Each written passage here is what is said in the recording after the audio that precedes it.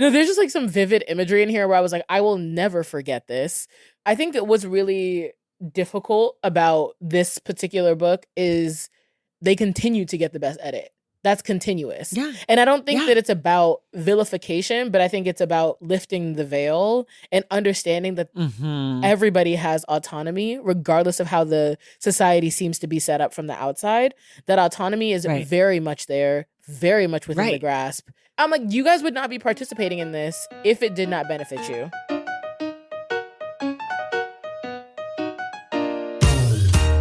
Welcome to The Stacks, a podcast about books and the people who read them. I'm your host, Tracy Thomas, and today is the Stacks Book Club Day.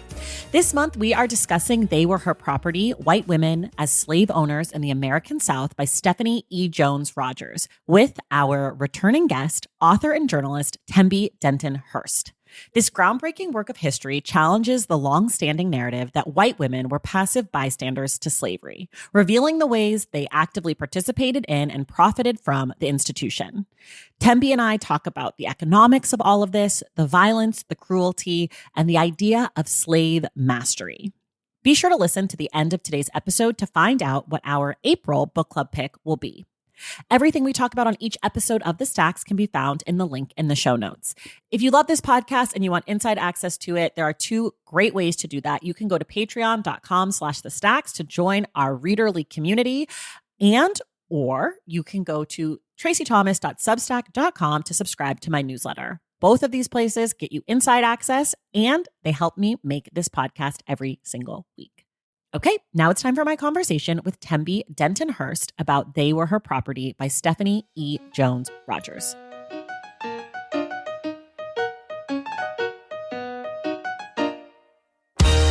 All right, everybody, it is the Stacks Book Club Day. I am joined again by the wonderful Tembe Denton Hurst. Tembe, welcome back to the Stacks.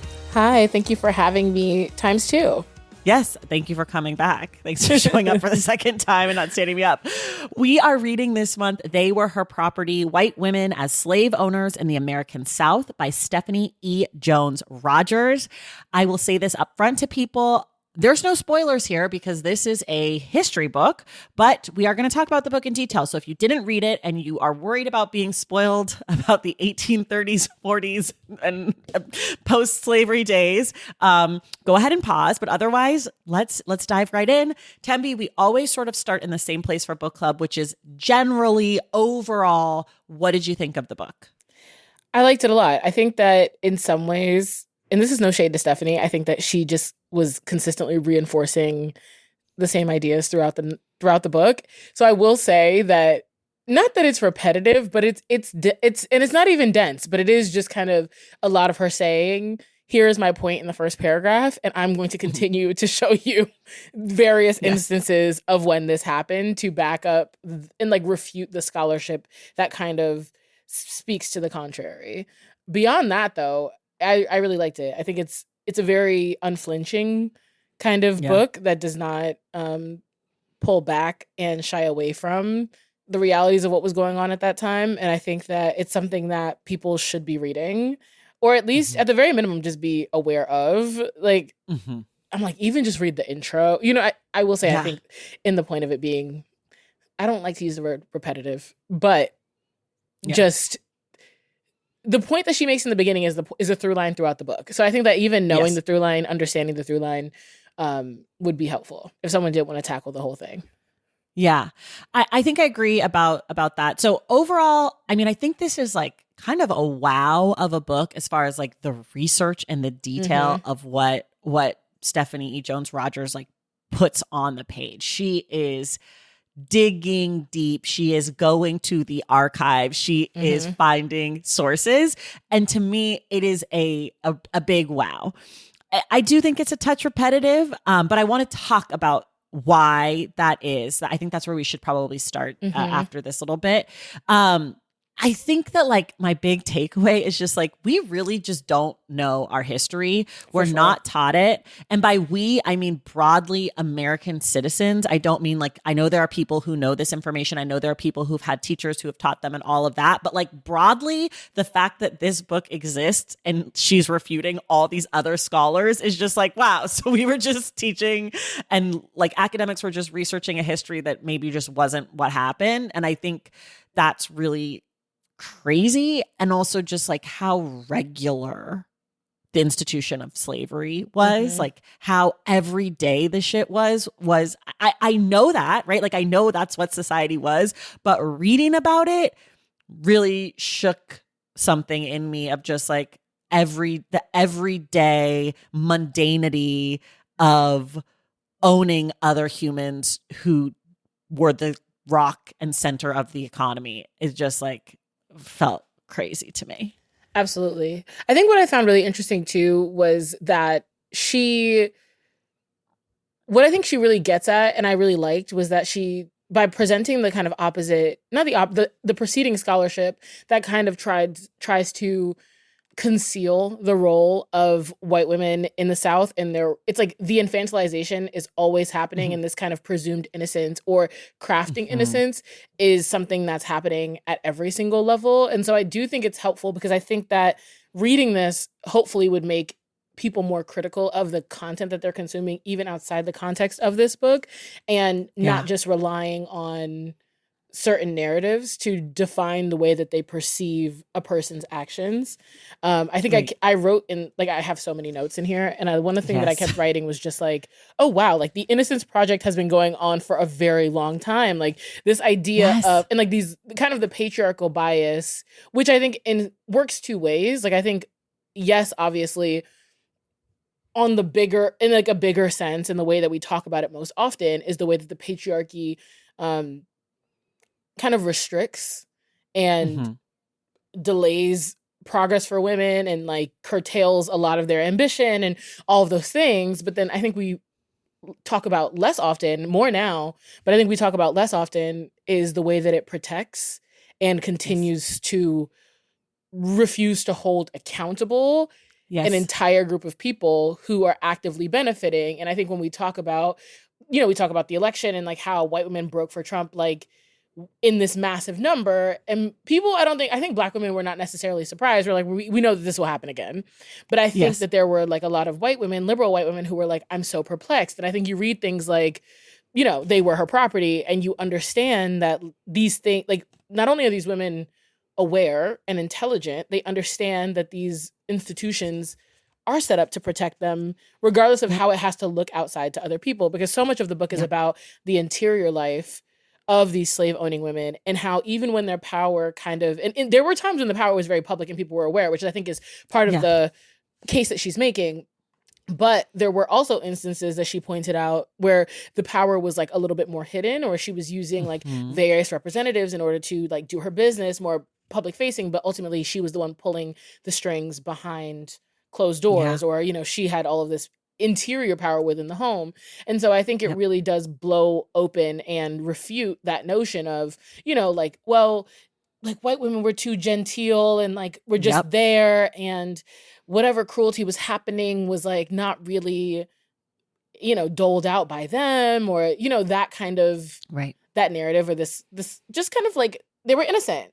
And I think that this book really makes the case in the opposite direction in a very compelling way. And I think it's required reading, if for only that, like just for people to understand that like it's not just complicity by way of silence or proximity. It's also participation.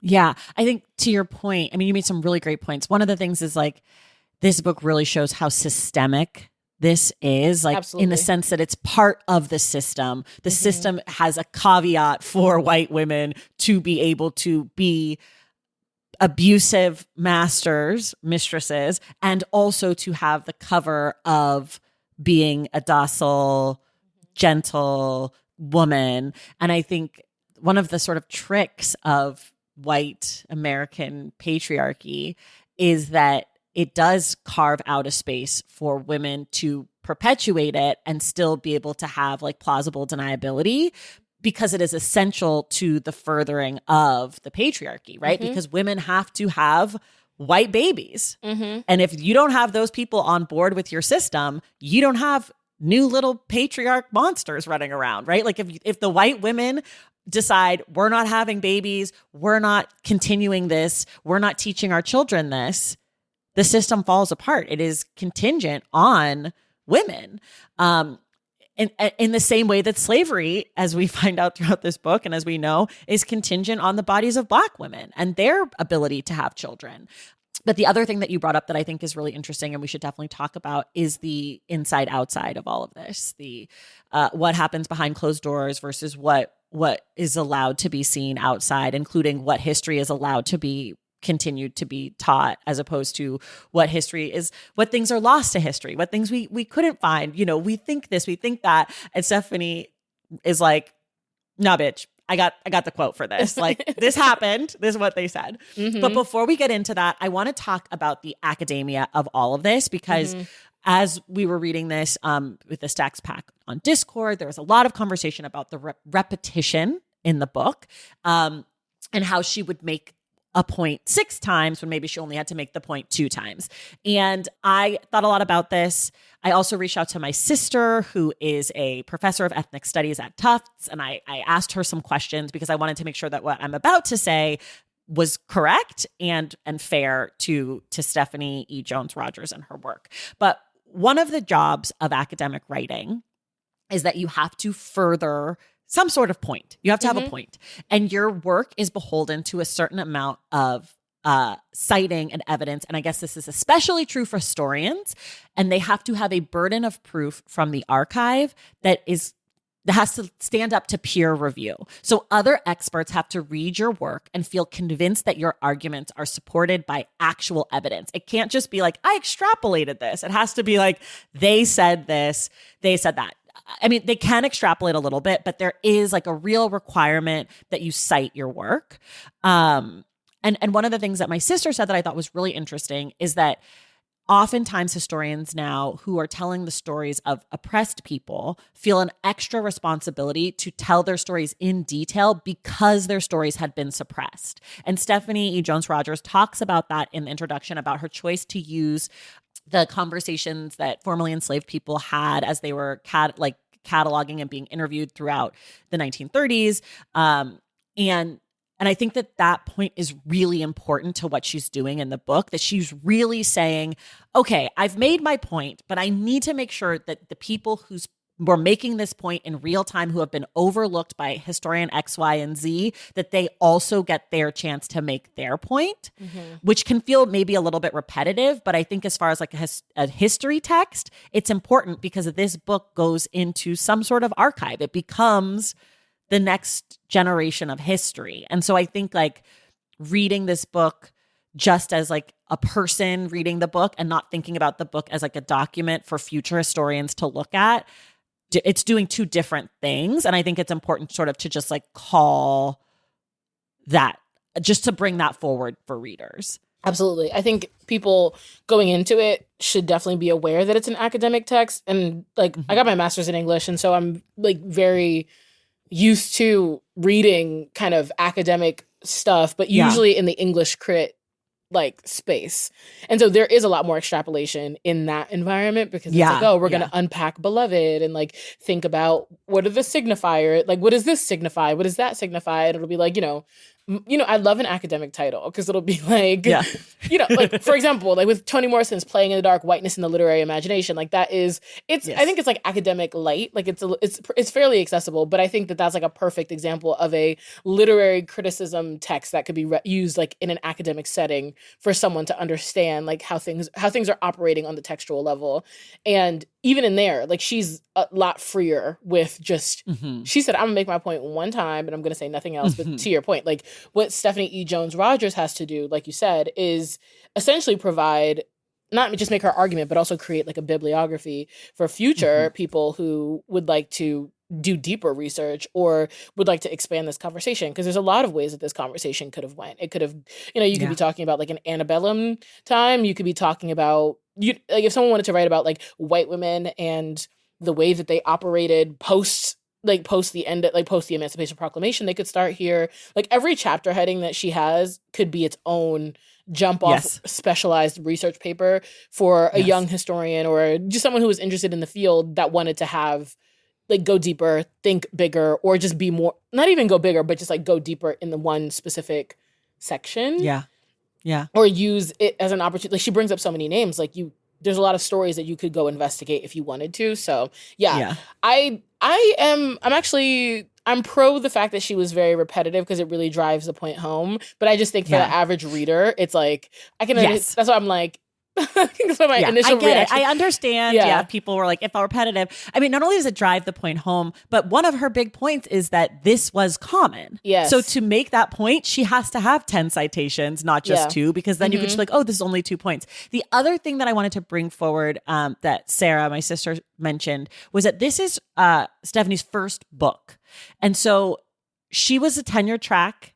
And she's now an associate professor. So this book also, her career hinged on this book.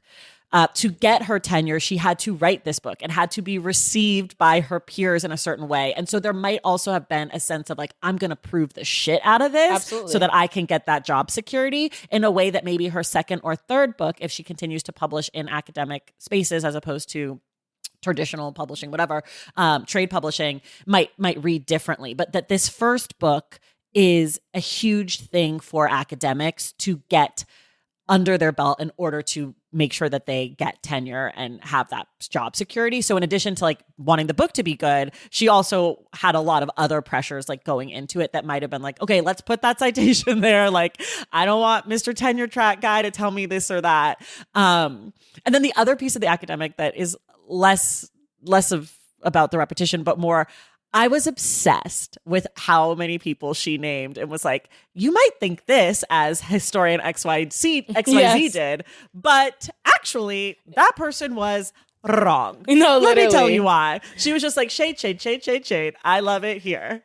I think also it's important to note that she's not like she doesn't like really engage in like historical fabulation, which is the process of kind of weaving in storytelling. And I mean, she does a little bit of storytelling to kind of set the scene, but like doesn't kind of evolve the narrative. Not like a writer like Taya Miles, who's brilliant and just incredible. But like you read, like Taya Miles has that one book. I think it's Taya Miles. Correct me if I'm wrong. But she has that one book about like the knapsack that is like or like the artifact that she like kind of imagines worlds around the artifact. And so it's like it's just like a different way of thinking about history.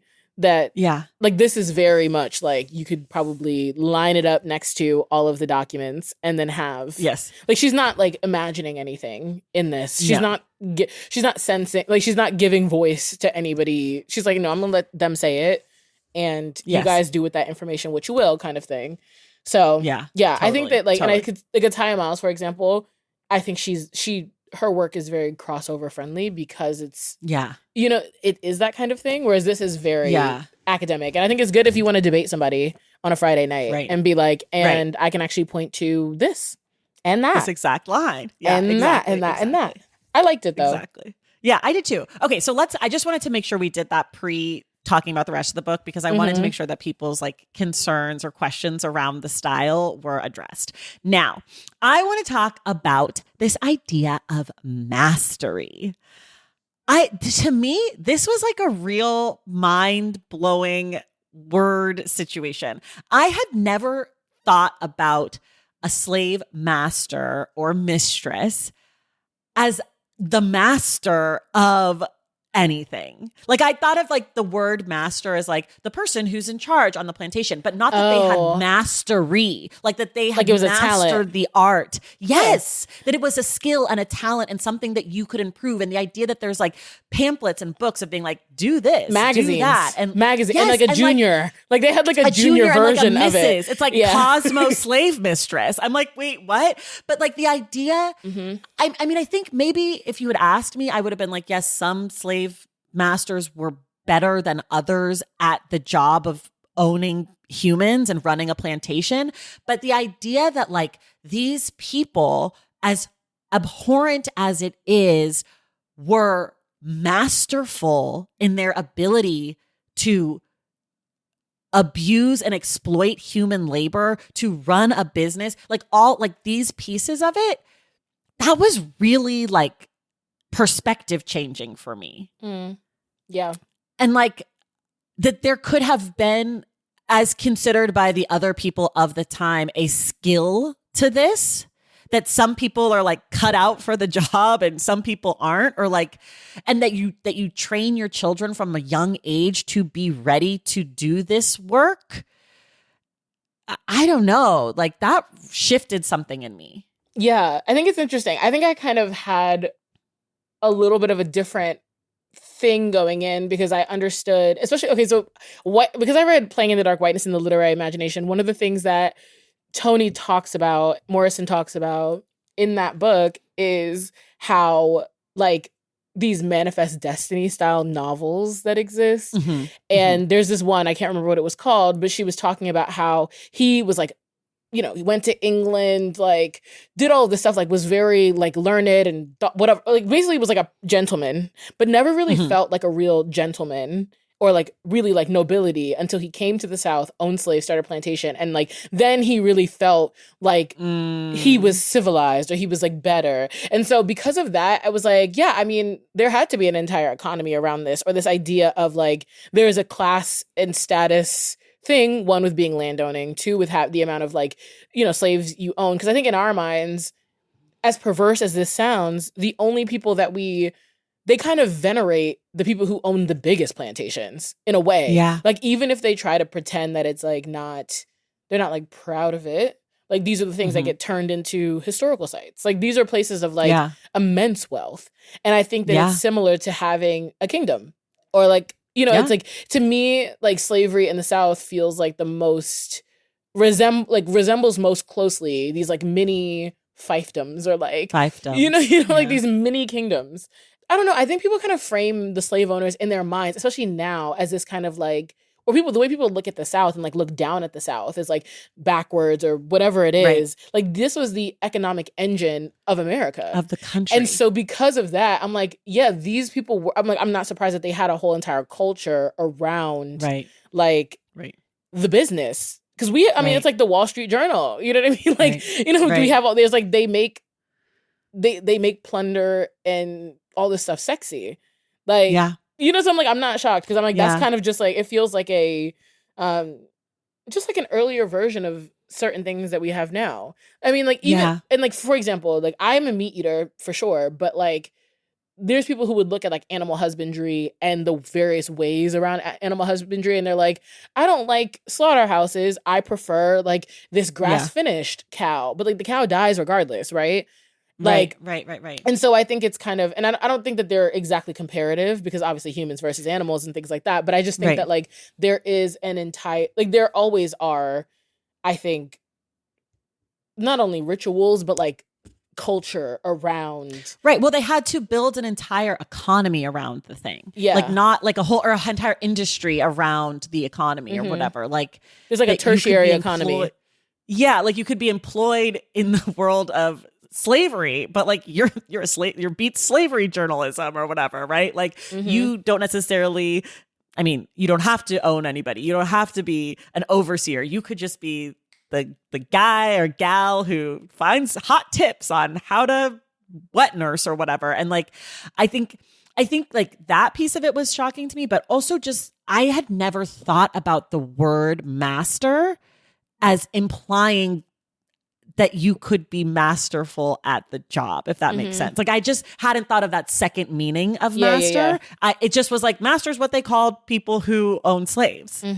I don't know why I'd never thought of that. Like it feels so obvious to me now, but her talking about the mastery of the whole thing was a real like mind fuck, because I just was like, right, of course. And they would talk at the dinner table about, oh, I heard this guy's doing this thing with his slaves. Like, I got to do that. Or like, no, they're fucking up over there. They're not doing this. Or like what, like the whole, I don't know. I mean, even the people who felt, I think what's interesting is like, and it really makes me think about like liberalism, people who are like, oh, I I don't want to like don't be horrible to the slaves. It's not abolish Yeah. slavery, it's just be nice to them. Do you know what I mean? Like it's like Right. this weird Right. like, and I guess for me I'm always like, but it's just the same conclusion. Either you're for it or you're against it. I'm one of those Right. people where I'm like, you're either an imperialist or you're not. You're either kind of like, Right. you're either a fascist or you're not. Like it's not like you can't do like friendly fascism is still There's no fascism. grade scale. There's no grade Yeah, scale. like there's to it. like yeah, like It's I'm like black some and of white. these things are not like morally gray, and I think that Right. Yeah. like so that's what I'm saying. Like, and we can look at slavery and think like that's not a morally gray thing. Like slavery is bad, but there was a time not that long ago, and there's times right now. Like if you talk to people about prison labor, they're like, I mean, Right. it They was committed a crime. in the early 2000s. Prison labor was not objectionable. That was the way that people made their money. You know what I mean? Like Right. we Right. talk about like firefighters who are prisoners and like they do like feel good stories on them, but then they can't get jobs when they come out of jail. It's one of those things where Right. it's like you're either for it or you're against it. Like That's right. what are we doing? Yeah. And I think like she makes the point in this book of she's like, even the most like benevolent slave owners, it wasn't about the people. It was always about the economics of it. It was like, Absolutely. she has the one woman who the husband used the cowhide to whip the enslaved people, and she used the nettle whip because the nettle whip didn't leave scars. So when she went to sell people, they wouldn't have scars on them. And it's like, oh, maybe this is the nicer way. Like she was so nice. She used the nettle whip, but babe, she was always worrying about the check. It was never about how it felt on your body. It was always about how she's going to resell you, how she's going to turn a profit. And I think like the piece of the benevolent slave owner, or like the nice people who didn't hit or whatever, is oftentimes like it stops at the punishment or it stops at the violence. But I think this book was one of the first times that it ever connected for me, that it was never about that piece of it. It was never about being nice or not. It was always about the check at the end. Absolutely. And I think she draws that point really well throughout the book. I mean, I think also the nettle whip of it all, like, I mean, to that point, like the nettle whip, it would burrow deeper into people's skin and then it would sting. And so it was secretive in a way. Like the pain exacerbated over time. Like it got exponentially more painful the more they tried to treat it. And I think that speaks, that to me was like one of the most powerful metaphors in the book of like the difference between brutality as exhibited by men and brutality as exhibited by women. It's that. Yeah. It's the like, it's insidious and it's painful and it's deep, but it's like, almost, but it's hidden. It's hidden. You know what I mean? And I mean, Right. for me, it really, so I don't know if you've ever been to the African American Museum in DC. Yes, I have. But I think it blew my mind. And we were on the bottom floor. I mean, the whole thing was just a lot. But we were on the bottom floor and they have like they had like in the case, like a white woman's whip, like the mistress's whip. And it was like tinier and it was like just smaller. And they were like, this was always like really like it was a kind of a more painful whip in a sense. But she would like keep it on her and like hold it at her hip, like for any kind of like infractions, like throughout the day or whatever. Right. And so to me, I was like, oh, you know what I mean? I was just very like, yeah, got you, heard you, understand, like, yeah, either they're working in tandem or she's working alone. Like it was, you know what I mean? But I was like, no one gets absolved. No one gets absolved. Right. And I'm like, even if it doesn't look to be something, I think, and I mean, if we look at now, thinking about like the ballerina farm of it all, when people are like, save her. I'm like, she does not want to be saved. She's fine. Don't save her. She don't want to be saved. Don't save her. No, like she's J. Cole knew. Not only is she not saved, like she will go to the ballot box and make sure that you will be subjugated. Like, you know what I mean? I think that like she's not trying to save you. That's for damn sure. No. The power is in a lot of ways the most important thing internally, inside, but the performance is the thing that allows the power to exist. So the outside performance of what it looks like, what other people see, is as important as the power itself, because without it, you can't have the power. Like if people knew what happened inside, if people knew who was doing what, the whole thing gets blown up, right? That's like when she talks about the like doctrine of coverture, where women technically, legally, they don't have any power. Legally, they belong to their husbands. Legally, they're not their own person. But then internally, we find out that the power structure is like, no, babe, I have an anti-nuptial. I loved the anti-nup. She said, no, baby, I have this first. This is mine. This works under the law. I don't care what the coverture shit says. That's fine. Like we can pretend like I'm the missus, but these are my humans that I own. that were given to me at birth, when I got my period, at my wedding, just because, and like that the performance of white womanness can be at odds with the actual interior power of white womanness is, I mean, it's scary. I think what was interesting too about the coveteur thing is that there were provisions and exclusions specifically for slavery, which I think speaks to the way, like, white women were not really going to bat over land. You know, like, that really wasn't the thing. It was really more so the currency was human people. The currency was people. They were her property, so to speak. Right. And with that in mind, I think it really speaks volumes about how intimate that violence has always been, because they've always been human beings. And I think that as much as, even in the book where they're kind of like, you know, they have the little like snippets of people's correspondence with one another, like even in the attempts to kind of separate themselves from and create hierarchy, they're aware that these are people. They're aware that like, you know, it's not a confusion. Like everybody knows what's happening. Like it's at best, at my most generous, a willful ignorance. And I can't wait to hear you at your most generous. Right? Like it's a willful ignorance, and at worst, it's a intentional performance of, you know, this psychological separation. That kind of it must take a lot of mental energy. I'll say that. To pretend that you don't own human beings. But I think it's really, I don't know, I think there's something very intimate about the violence. Yeah.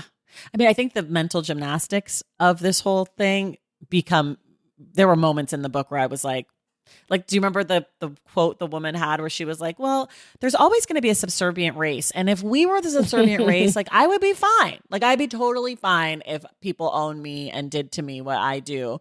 I'm like, would you? Like, Let's try it out, Megan. Let's see how it goes. No, I mean, I think the idea that like slavery is inevitable. I mean, we've seen that ideology kind of just creep and exist through the generations. This idea that somebody has to be the winner and let it not be, and like it has to be us, it has to be you. Like if you're very Ricky Bobby, if you're not first, you're last. Like this kind of totalizing. There's no gradation. Someone has to be dominated.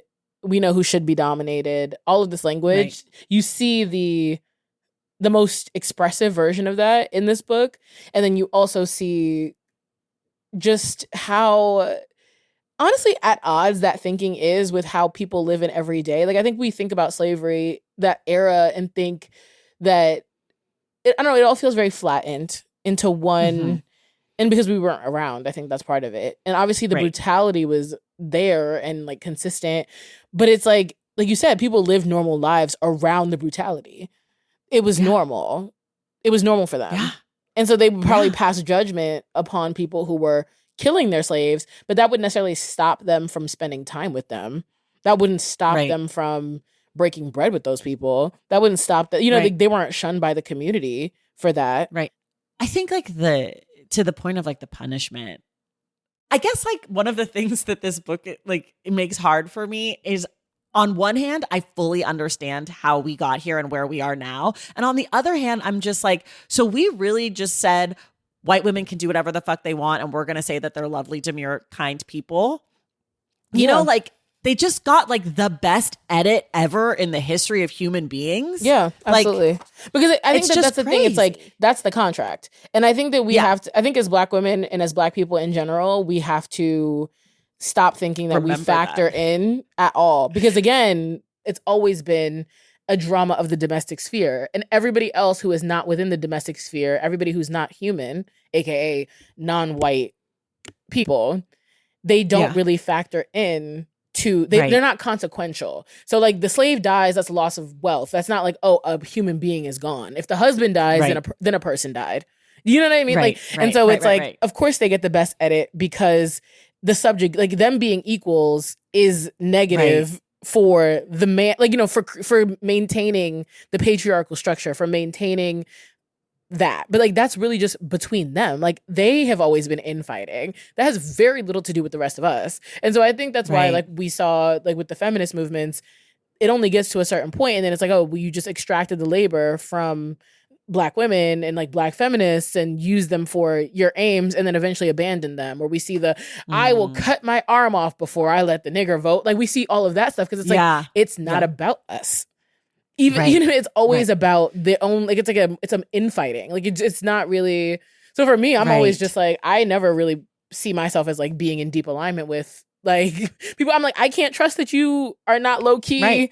You got the best edit in history, and you're not even right. And you like play into that still, and you're not even trying to change it. You're just like, no, literally, it's like the white women tears thing. It's all of that stuff of like, now I'm crying about like all of these. It's like it's all learned. It's all learned, and it's also between them. Yeah. Wait, let's take a quick break because I want to stay on this point. Valentine's Day is upon us, and I've got love on the brain. Love for books, duh, of course. Hello. Did you forget what podcast you're listening to? I love bringing you all great reads, exclusive author interviews, and behind the scenes book gossip. But I can only do that with your support over on Patreon and Substack. Our Stacks Patreon community, also known as the Stacks Pack, is where you can go for book club meetups, a private, very active Discord, and a year-long mega reading challenge to help you achieve all your reading goals. Plus, you also get that monthly bonus episode. Now, over on the Substack, you can subscribe to my newsletter, Unstacked, where I keep the book conversations going. I also give you a healthy dose of sports and pop culture, definitely some hot takes happening over there. And again, that bonus episode. If you don't have a few dollars to spare, don't worry. There are free options on the Substack and the Patreon to get you a little extra Stacks magic. Making this podcast is a total team effort, and by supporting my Patreon and my Substack, you allow me to support my amazing team that makes the show possible every single week. So if you or your friends are looking to meet other book lovers and support this indie podcast, come hang out with me on Patreon, Substack, or both. I would love to have you. And since we're talking about love, you can gift subscriptions to the Patreon and the Substack for that special reader in your life. For the Stacks Pack, head to patreon.com/thestacks. And for the newsletter, head to tracythomas.substack.com. And also, there are links to both in the show notes. Okay, see you in the Stacks. Okay, we're back. Something that you were saying that I just like is connecting dots in my brain is also like, this, as you were saying before, like this is all about them. It's nothing to do with the rest of us. And also how it's like a learned thing. And in this book, she talks in the early chapters like about how it's learned and the ways that, enslaved people had to say master or sir or miss to like a 3-year-old child. Or that someone could just sell you away from your whole family to get a wedding dress. Like that you are taught from an early age that if you're a white person, those people are here in service of your life. And if you're a Black person, that you are not a human. You are a chip for a dress. You are here to make me feel good about my 3-year-old being master or whatever.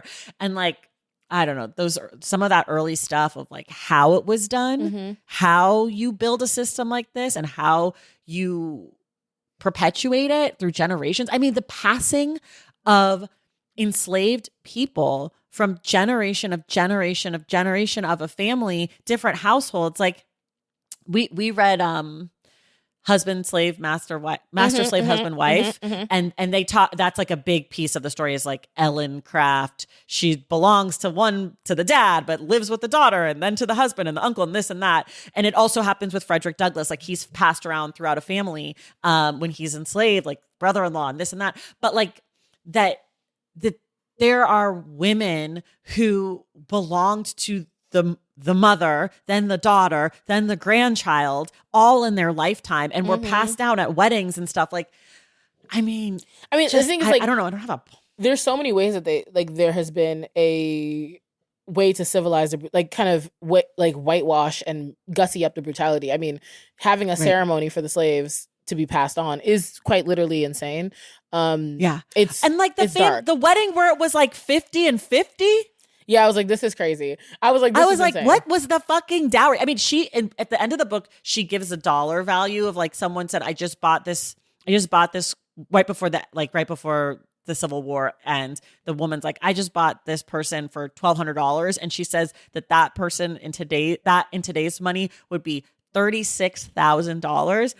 You're telling me you have $36,000 times 50 times 2 for your wedding present? But also it's like I mean, to that point though, $36,000 one time, you never have to make it again, especially if you have like, you never got to pay that again. And then like the labor then belongs to you forever and ever and ever. Like the extraction of that labor. I mean, also just, I don't know. I kept drawing so many modern parallels. Like I was like thinking about the Black best friend and like how she kind of exists just to like help the white character navigate, you know, herself, or she gets to be the mess and the Black girl is the one who's all together and she's always this constant like sounding board. Like I just feel like we're always helpful self-development in a way. In the book, it's like always a resource, never a human being.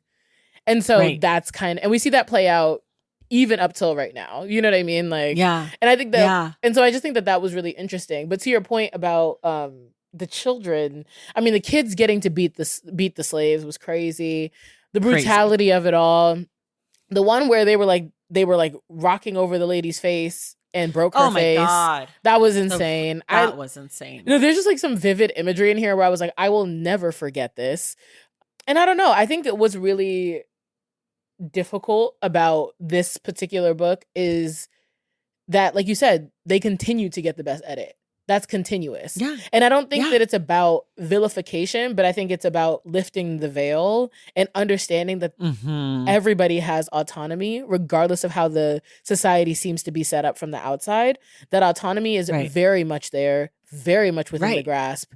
Like, they could have revolted. You know what I mean? Like, the white women. Yeah, they could have revolted. And I'm like, you guys would not be participating in this if it did not benefit you. Right. And I mean, that to me, that's the thesis of the book. White ladies own slaves because it was good for white ladies. Yeah. Like that it was good business. I mean, not to diminish the years of work that Stephanie E. Jones Rogers did, but it's like white women owned slaves because you guessed it, it was good for them. It was so good for them. Because the second it wasn't good for them, they wouldn't do it. Right? Like this, like that's what we've really learned is like the second things don't benefit white people, it's done. Mm-hmm. We don't need it. Like, and that's why you will not see me marching in nobody's street. I said, and not today. I saw the craziest thing on Threads this morning. I like opened my Threads and it was this white lady who was like, of course, we're boycotting McDonald's, but my kid found an actual 4-leaf clover. So I said, we have to get Shamrock Shakes for everyone. And I'm like, excuse me? That's fine. You know what I'm saying? I'm like, that's fine. Whatever. I think, okay. Right. So I also wanted to talk about that weird law that they had where it was like, if you caused a slave's death, but you said, I didn't really mean it. They were like, oh, yes. You're so right. The malice. Yeah. There had to be like express like malice. Yes. Of the punishment for it to be. And I will say this. I think one of the reasons why I think that this book is required reading is because it shows how institutionalized brutality is and how like the law is also crafted upon mental gymnastics. Like the fact that there are provisions to explain. They were like, but what was her intent when she decided to kill the girl? And then they were like, but if we had other slaves kill that slave on your behalf, then the murder slaves are in trouble, not the murder orderer. Yeah, and we know about that. We know that the person at the very top very rarely is the one who gets held accountable for the things. Yeah. And to your point, like a lot of the laws that were made back then around shit like this, like those laws still are impacting our laws now, right? Like we have manslaughter, which is different than murder 1 or murder 2 or whatever. And it has to do with like intent. Yeah. And like, I mean, I don't know shit about law, so who knows if that was already there. But the idea that like you could just be like, it was an oopsie murder and not a like, I fucking hate you murder. And those things are different because there's a dead person who was accidentally deaded or like was deaded without malice. Mm-hmm. Like, so it's like South Carolina law stipulated that if a slave died as a result of a master's punishment and no other white persons were present to witness the incident, the slave owner could exculpate him or herself by claiming that the violence had not been inflicted maliciously. And I'm just like, that is crazy. They said if a white Like, person was not, if a tree falls in the forest, aka a black person is the tree, and no one white is around to hear it, because they're like, even if all of the slaves on the plantation were like, we watched it happen. We watched. They literally, it was brutal. It was horrific. They were like, and why would we believe any of you? And why would we believe you? And to further that, historians for years since then have said, well, we actually can't use the accounts of slaves or people who were enslaved because, like, what do they know? Even though they were there. Even though it was their fucking life. I mean, I think it's on page 39 in this book where she talks about how enslaved people knew the laws like inside and out because they needed to, because there was an urgency and a necessity that like benefited them to know what the fuck was going on. And that historians after the fact are like, they couldn't read. What would they know? And it's like that, even that piece of it, of like the erasing of the enslaved people from being part of the narrative or having any value to add to these stories. And as we talked about, the inside and outside of it, the inside part is crucial to the telling of these stories. And the people who were inside, the black people who were inside, we are told are not reliable narrators, like, because it is not in service to the outside piece. Absolutely. And I think what's really interesting too, it's like they talk a little bit about another person. Her name was like a woman named Fanny, who was killed by her, like the slave mistress or whatever. And basically that she was never held accountable. And like, even if it was a white woman who killed the slave, like it was very rare or like didn't happen that would be who was like listed on the suit because of that whole coveteur thing. So it's like you could own the property, but like if you were to damage the property, then you would not necessarily be held accountable publicly. And I think like that like that level of innocence is quite literally insane. Like that is, again, you get the best edit because like nobody, it was hidden from you. And I think also too, when we think about how a lot of the people who fought for the South and like fought for slavery were people who benefited probably from the tertiary economy. Like maybe they worked in the jail. Cause like what was also interesting to me too is that like the police essentially functioned really as just like a support staff for the plantation owners. Yes. Like they were just like, their whole job was to like sometimes round them up. And then also you could like hire them to beat your slaves for you, which was crazy. Yeah. Which crazy. Is, you know, I mean, and that like class piece of it. We don't got to draw the parallels. They just kind of speak for themselves. However, what I find really fascinating about that is that like, just like how hegemony and like nationalism and buying into the story of the elite class is one hell of a fucking drug because, and I do think too that like if women did not see themselves represented in that story, why would they also have like been okay with it and like wiping their husband's brow when they came home from war? Yeah. You know what I mean? I'm like, oh, this served everybody. Like, I'm sure that the girls who were reading Rosebud, their little weird ass Evie magazine, like Mistresses Cosmo. Yeah, literally, like the predecessor to Evie. People who were reading Rosebud were not just the women who owned slaves. Like, I'm sure that it was also little girls, who were like aspirational. Exactly. Yeah. Because the girls who read Vogue are not only the girls who have money, because otherwise Vogue would be defunct or like Right. You know what I mean? And So like, why would you read Vogue if you had money? You just have the clothes. Literally. Like, I don't need to read about the clothes. I am wearing them. I can tell you what it feels like. One of the things we absolutely have to talk about is the chapter on the wet nursing.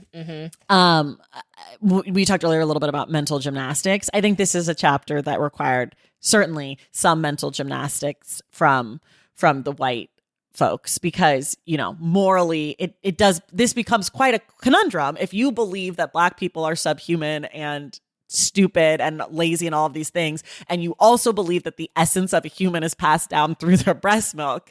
It becomes complicated for you to tell me that it's okay for this Black person who is beneath you in every way to provide literal nourishment for your child who is apparently better than that Black person. Like, But I mean, I don't think they really believed that. I don't and think that's the thing. yes, I think they believed this is convenient for me, and Yes. this is useful, and I don't want to breastfeed because as a person who has breastfed, it is fucking hard and it fucking sucks. And I'm not saying that I would own a slave, but I'm saying if there was a ethical way to have someone help me, like, I don't know that my breast pump helped, but I also just quit after a while. Like, I understand why you would want someone else to help you with that labor, but I think the idea of like this and like making it like just fucking say that our milk is the same as your milk. Like, you don't have to make us worse than you. Just fucking take the milk and do the shit. Obviously, I know that's not how slavery works. I mean, yeah, because it's like if we then start. I mean, what's really fascinating to me too is just the like how the whole like it's always darkest before the dawn thing is how I think, darkest before the dawn. If we think about time, kind of in a broader sense, like not in human years, but like in lifetimes, it's like when they outlawed slavery elsewhere in France and things like that. I think things were bad for slaves before that, of course, absolutely. But the focus was not, and I think we talk about like this kind of came up in like I've learned a lot about like slavery outside of the U.S. and so far as like in the Caribbean and like the Middle Passage and the Triangle of like the various stops that it made or whatever it is. But like there was a lot like before it was kind of like we don't want pregnant slaves because they're just useless. Literally, they can't do shit. Yeah, kill them and bring another batch. And then it shifted to now we have like an entire. It's like it just evolved and adapted. They were like, well, when they outlawed the bringing of actual new people, fresh blood from Africa, then you had to rely on the stock that you had, and so all of a sudden women became incredibly more valuable because they could have more children. They could increase your investment. One woman could give you 12 kids if you were lucky. And it also meant that you had to take care of pregnant women and value their pregnancy, because if you didn't, you don't get new stock. But it was interesting though, because it was like the child, like the fate of the child was never really, we don't know. I mean, to talk about the wet nurse thing, it was like a lot of that wasn't like, oh, we're just dual feeding. It's like, no, like that baby is gone for whatever reason. Some cases the baby was gone. Some cases it was dual feeding, but just the violence of like the loss of children and the loss of connection with your own children. And also the fact, okay, so this was another moment where I was like, why did I never connect this dot for myself? All the pieces were there. I just never put it together. But actually, that's not true. I did put this together. I think it's just a reminder, because as I'm saying this, I'm like, wait, I fucking knew this. But that the raping of enslaved women was also a good business decision. Absolutely.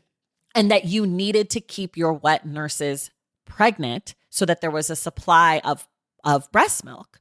And I think sometimes like in popular media, the ways that like the rapes of enslaved women are portrayed as like the master is attracted to her and like wants to get his kicks off.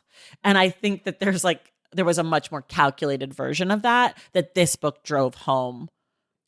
I mean, well, and it might have been both things, but also it was a financially, I think what's the word she uses a lot? Pecuniary. Yeah, pecuniary. Advantage. She loves that pecuniary word. is the word of this book. But sorry, go ahead. I mean, too, like yes, raped by the master of the house, but also raped by the like various slaves. Other enslaved people. Forced. Yeah, and also the intentional separation of people who seem to be too like chummy with each other. Like too kind of if they were like, oh, like it looks like these two, because slaves couldn't be married, so it's like it seems like these two like have an interest in one another. Maybe I will, because again, like you said, it was like there's this mastery element. There is this, because it's like if you allow two people to form an emotional connection with one another, parent, child, whatever the case, anything, you then introduce not only humanity, and then people start to think like, I actually have family, I have something to protect, I have something that I'm willing to kill for, something I'm willing to die for. Like you can't allow people to have to really build emotional bonds. But then also if there's love, people understand like love is powerful it's a powerful motivator in any direction. Right. And so if you see two slaves who are like looking like they might be in love, maybe they'll run together, possibly. That's an option. Or maybe they will I mean, there's just a lot of things that could happen. I think that they're like, that's not a good idea. So it's like, I'm sure it was not uncommon to be like, okay, so you're a woman of an age.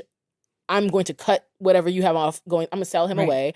Or I'm just going to have you have a baby for somebody else to ensure that this is like, that we're severing this kind of tie. Bonds. And also, white women we're known to be like incredibly like jealous and violent towards slaves who seem to catch the interest of the master. Like the way that the children of the like the mixed children or the like mixed kids running around were treated was not well. They were not treated better.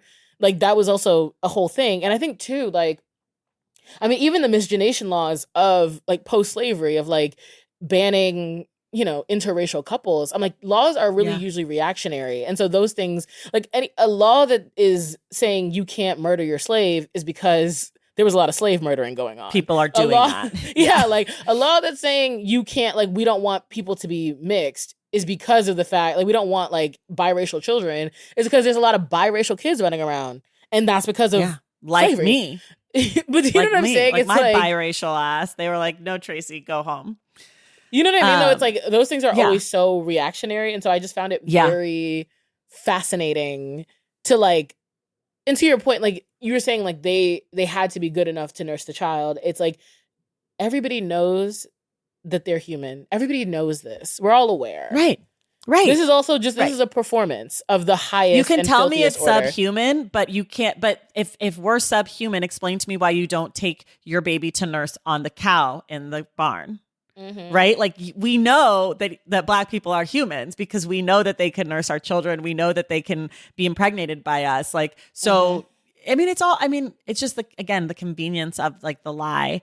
We're running out of time. Oh yeah. There is one thing I want to touch on about the fall of slavery. Yeah. And while I am not particularly sympathetic to people who owned and abused other humans, it is fucking crazy to think that there was this entire economy, Rosebud magazine, like had a whole industry. And then there's a few years of war and the shit's just like gone. Like, obviously it wasn't fully gone. Obviously, like, sharecropping, all of these things, you know, whatever. But the idea that something this big and massive existed for so long and then they're just like, no, it doesn't, is crazy for two reasons. One is because like, ask people from Detroit, you know what I'm saying, who lost automakers. Like, it's kind of like that kind of vibe. It's like, it just, the industry kind of dries up. Like, you know, I mean, talk to Wells Fargo about their original where mortgages come from. You know what I mean? Like, but a lot of people, of course, the most richest ones were like made whole in a way. Like they got their money. That's true. They did. They did. But it's just like a crazy thing to be like, this is just gone. And I think the other thing that really stuck out to me about sort of like the parts about the Civil War is, you know, the North always is like, this was a war about slavery. Like this was a war to free the slaves. And then the South is like, no, this was a war about states' rights. And I think what's really interesting is that the truth is actually the opposite of like the North claims that it was about the slaves, but it never was, because when the Emancipation Proclamation came down, people who were enslaved in Union states were not freed. I did not know that. I had no idea that if you were enslaved in a northern state when the Emancipation Proclamation came down, you were not freed, which is point and parcel to the fact that this was not about slaves for the North, actually, which I know we know, but like that is just like very clear, obvious evidence. And I feel like the South claiming that this was not about slavery or was claiming this was about states' rights is like, we obviously know this is a lie. It was about states' rights in the way that they wanted the rights to own slaves. Right. But also like I think that it's like a little bit reductive in that case, because it's like, this is about not just owning of slaves. This is about our entire country's economy, our entire way of life. But I was, you know, the Emancipation Proclamation, was that new to you? Did you know that? No, I mean, I think that the way that we're told is like the Emancipation Proclamation freed the slaves. But I mean, we know that like the reason why we knew that enslaved people in the South didn't know that they had been freed. And that's like how we get Juneteenth. We knew that people were keeping their slaves enslaved after the Emancipation Proclamation. I did not know that did not apply to enslaved people in the Union. Like, I think that was my biggest of all the aha moments I had. I had to like go back and read it 3 times as I was like, what am I reading? Like, what am I What is seeing? this? Yeah. That I was mean, to be fucking honest, crazy. honestly, I live in a world of non-surprise when it comes to the way that these I love people to be surprised. I know that it's like very cool to like morally being surprised as like people look down on being surprised. I'm always surprised. Oh no, I don't look down on being surprised. I'm just like, whenever I read anything, I like, you could tell me you're like, and they were using their body parts for spoons. I'd be like, that sounds about right. You could tell me anything. You could tell me anything. You could tell I think me anything. I also live in that place of like, nothing surprises me where I'm like, that doesn't seem possible. But the fact that like the information is just like I'm just so surprised that like I didn't learn this by now. Oh, I'm just like, I mean, I think that that's because we never actually, the South was not punished. Like the only people who got reparations were white people. Like they talk about how President Johnson was like, they were like restored right and property. So like when people, if they had stuff that was over $20,000, they were made whole. And that's how our government has always functioned. Them banks needed that bailout in 2008. And they were like, here you go. The airlines. Do you know what I'm saying though? Like that's really how it is. It's like if you have enough money, you will never be broke in America. That's everybody true. who's harmed by it, like the people who fought for the Confederacy, then they become the Hicks, quote unquote.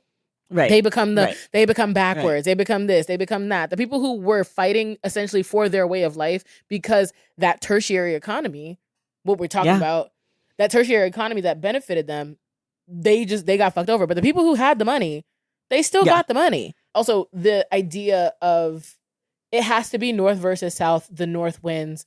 Racial equality. We build towards racial equality. The KKK is started by this. It has to always be the South's fault. It always has to be the South's fault because, and that's the contract, right? It's always the social contract. And I think that, like, for me, I always see it as not necessarily. It's not just like two sides of the same coin, but it's like a domestic dispute in a way. Mm-hmm. Because I think if it's the South's fault, and we're always saying it's the South, it's the South, it's the South, right? We ignore, like you said, the unions still had slavery, but like nobody talks about that, right? Because that would disrupt this idea as like, look at the big leap forward we made, and the government that we got was the fair one, right? We got the progressive one. We got the government that was like for freedom and freedom for all peoples. And obviously there were big shifts, like Reconstruction happens, all the things. Like, it's not to say that we didn't make any progress, because obviously we're on this podcast talking right now. Like, and we are protected by a lot of rights, and we have the right to free speech. We can go buy guns if we wanted to. We could do a lot of things. Allegedly. Allegedly. We have a lot of rights as a result of this evolution. But at the same time, it was kind of like, you be the fall guy. Mm-hmm. But the rich ones, be like, just shut the fuck up and file your complaint. No, literally, shut the fuck up and file your compensation claim. Literally, file for your compensation claim. We will make you whole. There was no real consequences. No, like nothing really happened. Right, exactly. We have to go. I want to ask you. Usually, we talk about the title and the cover. Do you have any thoughts about the title and the cover on this book? I love the name. I love the name. Yeah, no, I think it's great. And I just think that, like, I actually think that all white women, this is required reading for all white women, back to front, cover to cover. Yeah. Get out your highlighter. Get out your highlighter, contend with it, sit with it, all of it. Because I think that the story that we've run with is this kind of like, almost like white women who are engaging in oppression or voting for oppression or all of these things. Like, there is this infantilization, like they don't know any better. And we have the quote unquote northern women, or the coastal elites, as they like to call them. Right. They are just, they need to be saved. Like, if only they had information, if only they had, I don't even know what they wish that they had. They be trying to save people. I'm like, these are not people who want to be saved. These are people who are happy to let their men be the fall guy in public, so that, and they are happy to look oppressed so that behind closed doors, they can have power. Like, that is, and I think that this book explains that so well, and I need people to read it for that reason. I think also, though, to your point, this book also explains the coastal liberal white woman who is like, what can I do? Like, everyone else did this. Like, I believe in these things. I want these things. But like the other 46% or 52% or whatever, they did this and I'm helpless and there's nothing for me to do.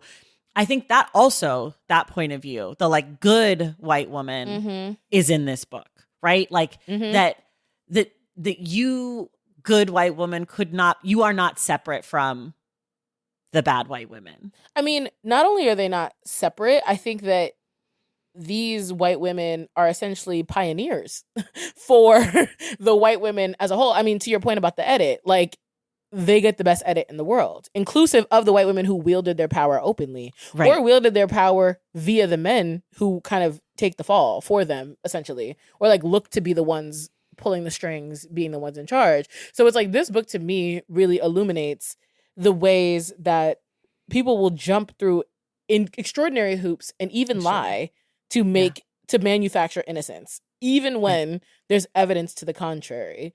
And it's not about just like total culpability, but it's about complicity and understanding like if there's benefit, there's probably agreement. You're very rarely going to find people who are benefiting and hating it at the same time. Like in a real way, enough to shake some shit up. Right. And that's real. Right. I think we should end there. Tembe, thank you for reading this with me. Thank you for reading this with me. You're the perfect person to read this with. And I'm so grateful that you would talk about it and read it with us. People listening, stay on till the end because I'll tell you what our April book club pick will be. It's Poetry Month, so there's your hint, but I'll let you know what we're reading. Y'all need to read Tembe's book, Homebodies. You'll need to subscribe to her Substack, Extracurricular. I will link to all those things in the show notes. Tembe, thank you. Thank you for having me. Always a pleasure. And everyone else, we will see you in the stacks.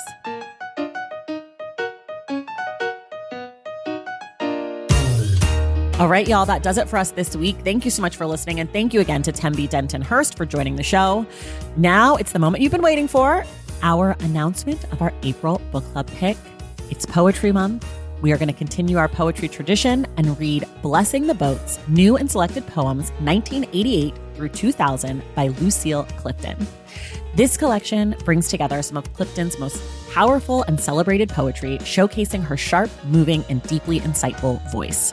We will be discussing the book on Wednesday, April 30th, and you can tune in Wednesday, April 2nd to find out who our guest will be. If you love the show and you want inside access to it, head to patreon.com/thestacks to join the Stacks Pack and check out my newsletter at tracythomas.substack.com. Make sure you're subscribed to The Stacks wherever you listen to your podcasts. And if you're listening through Apple Podcasts or Spotify, please leave us a rating and a review. For more from The Stacks, follow us on social media at The Stacks Pod on Instagram, Threads, and TikTok. And check out our website at thestackspodcast.com. This episode of The Stacks was edited by Christian Duenas with production assistance from Megan Caballero. Our graphic designer is Robin McCrite, and our theme music is from Tigirigis. The Stacks is created and produced by me, Tracy Thomas.